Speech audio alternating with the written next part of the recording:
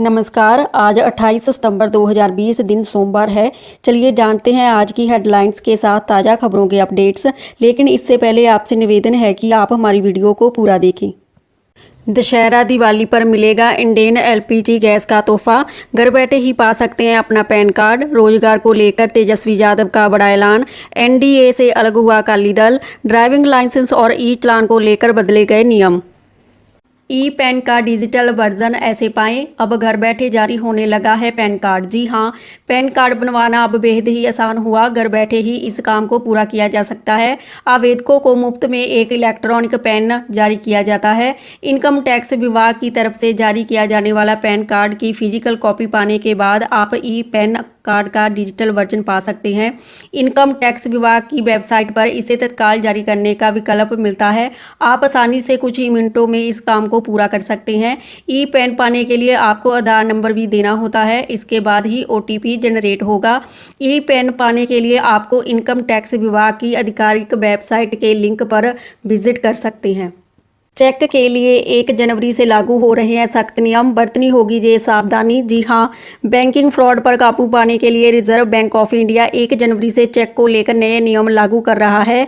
RBI positive pay system के तहत ग्राहकों को बैंकिंग फ्रॉड से बचाने के लिए सख्त नियम लाई है। इस सिस्टम के तहत अब ग्राहकों के साथ साथ बैंकों को भी कई बातों का ध्यान रखना जरूरी हो जाएगा।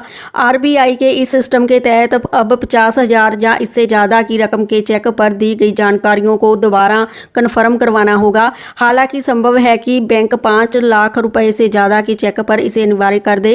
नए सिस्टम के तहत ग्राहक मोबाइल एप्लीकेशन, एटीएम और एसएमएस जैसे माध्यम से चेक लिखने का ब्यौरा शेयर करेंगे।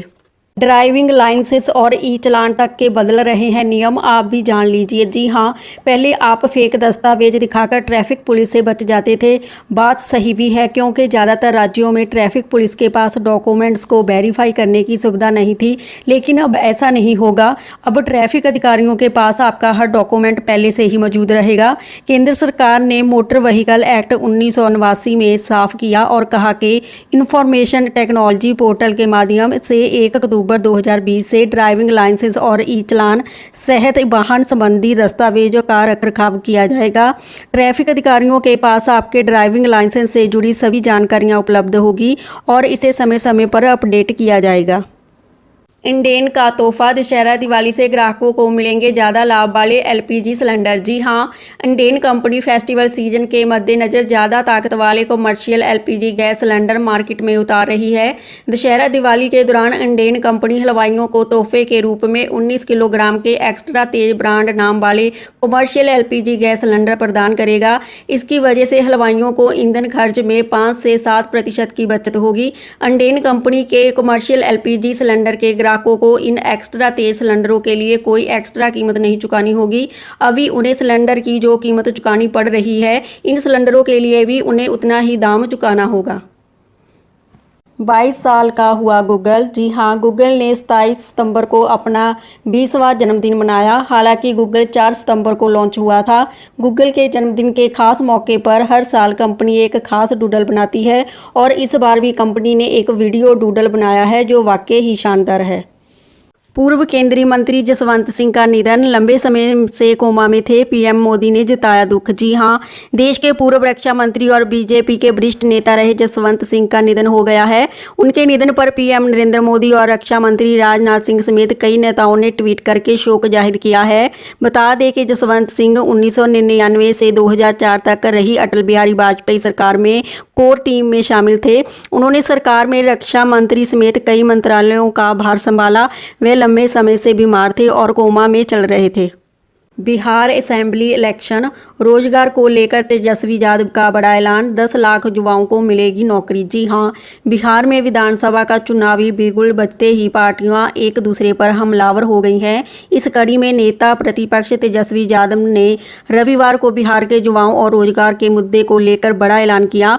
पटना में प्रेस से बात करते हुए तेजस्वी यादव ने कहा है कि अगर उनकी सरकार बनी तो सबसे पहले कैबिनेट की बैठक में बेरोजगारों के हित में फैसला लिया जाएगा और 10 लाख लोगों को सरकारी नौकरी दी जाएगी। अमेजन ने किया ग्रेट इंडियन फेस्टिवल सेल का ऐलान, इन प्रोडक्ट्स पर मिलेगी भारी छूट। जी हां, e commerce website Amazon Diwali से पहले हर साल सेल का आयोजन करती है, जिसमें स्मार्टफोन से लेकर हर तरह के प्रोडक्ट पर भारी डिस्काउंट ऑफर किया जाता है। अमेजन ने इस साल भी ग्रेट इंडियन के फेस्टिवल सेल का ऐलान कर दिया है। इस सेल में भारी डिस्काउंट के साथ कई ऑफर्स ग्राहकों को मिलेंगे। सेल में स्मार्टफोन समेत इलेक्ट्रॉनिक प्रोडक्ट एंड एसेसरीज की खरीद पर 70% तक की छूट मिलने का दावा किया जा रहा है। इसके अलावा होम एंड किचन पर 60% और क्लोथिंग व एसेसरीज पर 70% तक की छूट ऑफर की जा सकती है। एनडीए से अलग हुआ अकाली दल, टूट गया दशकों पुराना गठबंधन। जी हां, भारतीय जनता पार्टी, बीजेपी और श्रोमणी अकाली दल का 24 साल पुराना गठबंधन टूट गया। भाजपा के इस सबसे पुराने साथी को कोर कमेटी की बैठक में एनडीए से अलग होने का फैसला लिया। भाजपा की एक अन्य पुरानी सहयोगी शिवसेना पहले ही साथ छोड़ चुकी है। गठबंधन टूटने की बुनियाद उसी दिन पड़ गई थी जब अकाली दल के प्रधान सुखबीर बादल ने एग्रीकल्चर बिल 2020 का विरोध करते हुए केंद्रीय मंत्रिमंडल से हरसिमरत कौर बादल को इस्तीफा देने के लिए कह दिया। हरसिमरत के इस्तीफा देने के बाद अकाली दल पर लगातार भाजपा और राजग से अलग होने का दबाव बना हुआ था। भारत में अगले महीने लॉन्च होंगे जे दमदार स्मार्टफोन्स। जी हां, अगले महीने सैमसंग वन प्लस ब्रांड के स्मार्टफोन्स लॉन्च होंगे। भारत में सैमसंग F41 स्मार्टफोन अगले महीने 8 अक्टूबर को लॉन्च किया जाएगा और वन प्लस भारत में अगले महीने 14 अक्टूबर को one plus 8T 5G flagship smartphone को लॉन्च करने वाली है। इस राज्य में 1 अक्टूबर से सशर्त खुलेंगे सिनेमा हॉल, थिएटर। जी हां, पश्चिम बंगाल की मुख्यमंत्री ममता बनर्जी ने ट्वीट कर किया सामान्य स्थिति में लौटने के लिए यात्रा, नाटक, मैजिक शो, सिनेमा हॉल, संगीत, नृत्य, गायन 1 अक्टूबर से 50 प्रतिभागियों के साथ शुरू करने की इजाज़त दी जाती है। मुख्यमंत्री ने कहा, ये इजाज़त सोशल डिस्टेंसिंग, मास्क पहनने और कोविड-19 से बचने के लिए दूसरी शर्तों के साथ दी जाएगी। इस राज्य में खुली बीड़ी और सिगरेट बेचने पर रोक लगी, सरकार ने बताया ये कारण। जी हां, महाराष्ट्र में कोरोना संक्रमण के बढ़ते मामलों को देखते हुए राज्य सरकार ने प्रदेश में खुली बीड़ी और सिगरेट बेचने पर रोक लगा दी है। महाराष्ट्र के स्वास्थ्य विभाग की ओर से जारी सर्कुलर के मुताबिक जो दुकान खुली बीड़ी या सिगरेट बेचते पाए जाएंगे उन पर पुलिस और नगर पालिका की टीमें कार्रवाई कर सकेंगी। अगर हमारी वीडियो पसंद आई तो इसे लाइक, शेयर और सब्सक्राइब कर दें। बेल आइकॉन को भी क्लिक कर दें ताकि हमारी रोज़ की ताज़ा खबरें आप तक पहुंच सके। इसी के साथ अलविदा कहते हैं। धन्यवाद।